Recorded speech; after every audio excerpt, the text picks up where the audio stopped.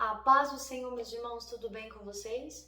Meu nome é Michele Oliveira, seja muito bem-vindo ao nosso canal, amém? Hoje eu quero deixar uma palavra de Deus para o seu coração, que está registrada em Lucas capítulo 5, a história do verso 1 ao verso 11, mas eu quero ler apenas o verso 11 que diz assim: E arrastando eles os barcos sobre a praia, deixando tudo seguiram. Aqui vai falar sobre a pesca maravilhosa, onde Jesus estava ensinando lá na beira da praia. E aí a multidão apertando ele demais, ele avista dois barcos lá, parados, né, vazios. E aí ele sobe num desses barcos para estar tendo melhor acesso à multidão, né, para que a multidão visualize ele melhor. E aí o barco é de Simão Pedro.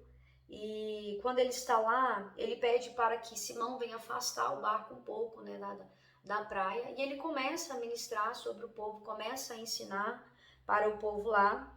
E aí, quando ele acabou de ensinar, os discípulos, né, que era Simão, João lá, já estavam lavando as redes porque tinham passado a noite toda pescando e não tinham pegado absolutamente nada.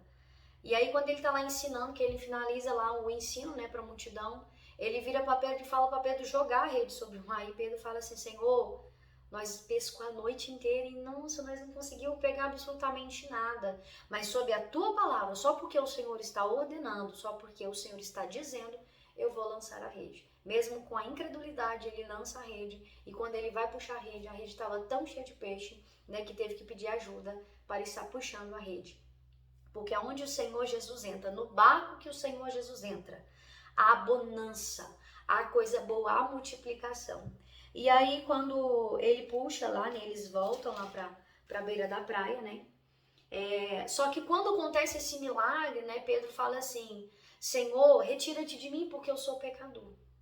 E aí Jesus fala para ele assim: ó, em breve você será pescador de homens, você não será, né, pescador de peixe, mas você pescará almas para o meu reino. Amém? E isso é o que o Senhor tem para nós, não só coisas boas materialmente, mas o Senhor tem para nós também coisas boas espirituais. O Senhor quer que nós venhamos ganhar não só bênçãos aqui na terra, mas o Senhor quer que nós venhamos ganhar almas para o reino dos céus. Amém? E ouvindo esta palavra, né, eu meditando esta palavra, o Senhor falou comigo uma coisa muito interessante que o Senhor nunca tinha falado a respeito, né, dentro desta palavra. Muitas das vezes a gente pede uma bênção para Deus, uma bênção para o Senhor, e a gente ora tantos e tantos anos, a gente faz campanha e nossa, a gente busca por aquilo e o Senhor, Ele nos entrega. E quando Ele nos entrega, a gente fica tão feliz, mas tão extasiado com aquilo, tão admirado com aquela bênção que nós recebemos, que nós focamos na bênção. Por que eu li apenas o versículo 11, que vai dizer assim, ó, e arrastando eles os barcos sobre a praia, deixando tudo, o seguiram. Os discípulos pescaram a noite inteira, não pegaram absolutamente nada. Quem pesca é porque precisa alimentar uma família, é porque precisa de dinheiro para poder alimentar uma família, para poder sustentar uma família. Então, se eles estavam pescando, é porque eles realmente tinham necessidade daquilo, né? E se eles tinham necessidade daquilo, quando eles receberam aquilo, né, eles ficaram extremamente admirados com a porção dobrada que o Senhor tinha derramado sobre a vida deles. E na nossa vida, da mesma forma, a gente pede, a gente busca o Senhor, a gente clama, a gente faz campanha, e o Senhor, Ele entrega sobre a nossa vida, a gente fica muito admirado. Mas eles fizeram algo muito interessante, que é, assim que eles, né, pegam o barco, voltam para a beira lá da praia, eles deixaram tudo. Uai, mas espera aí, se eles estavam pescando, é porque eles realmente precisavam, né, para alimentar-se, para alimentar toda a família, para sustentar a família? Por que eles deixaram o sustento deles? É porque eles sabiam que quem eles seguiriam daria muito mais para eles. Dariam não só aqui na terra, mas daria também a eternidade. Quantas das vezes o Senhor entrega sobre as nossas mãos aquilo que tanto queremos, aquilo que tanto pedimos, e nós temos deixado com que essas bênçãos que recebemos, que tanto almejamos, nós temos deixado com que elas venham nos afastar da presença do Senhor. Com que elas venham tomar primazia em nossa vida, prioridade em nossa vida. Quando na verdade o Senhor está dizendo: ei, eu te dei, mas eu quero que você deixe tudo para que você me segue, para que você me coloque como sua prioridade. A gente pede tanto, né, aqui, tantas bênçãos materiais aqui na terra, a gente quer tantas coisas. Eu quero dinheiro, eu quero um carro, eu quero uma casa, eu quero um emprego bom para mim ganhar. E o Senhor, Ele vai te dar aquele emprego bom do jeito que você queria. Quando você recebe esse emprego, você vai ver que você não tem tempo suficiente, não tem tirado o tempo suficiente para o Senhor. E o Senhor está dizendo, peraí, eu te dei, mas seria mais motivo ainda para você querer estar comigo, não para você querer se afastar de mim. Nós não podemos deixar com que as bênçãos que recebemos do Senhor, ela venha nos afastar da presença do Senhor. Nós temos que fazer com que essas bênçãos do Senhor venham nos aproximar ainda mais, venha ser mais um motivo de nos aproximarmos do Senhor. Pedimos tanto para o Senhor e Ele nos entregar além daquilo que pedimos. E o que nós fazemos com isso que nós ganhamos? Colocamos como primazia, colocamos como no topo, como a prioridade e esquecemos que o reino dos céus deve ser prioridade, que a vontade do Senhor ela deve prevalecer sobre a nossa vida. Os discípulos, mesmo mediante aquela pesca maravilhosa, aquele milagre, aquele transbordo de peixe que teve, né? Pensa o quanto que eles não iam ganhar de dinheiro, pensa o quanto que eles não iam ficar bem de situação. O que eles fizeram? Eles deixaram tudo. A palavra do Senhor vai dizer que eles deixaram tudo e o seguiram. Eles não olharam para aquilo simplesmente como, nossa, isso é tudo que eu quero, é tudo que eu preciso. Não, eles olharam para aquilo que eles iriam precisar, algo que seja duradouro, que é o Senhor Jesus, que é a presença do Senhor, que é a eternidade, que é Cristo. E o Senhor está dizendo para mim, dizendo para você, para de pegar a bênção que eu te dei e colocar como prioridade.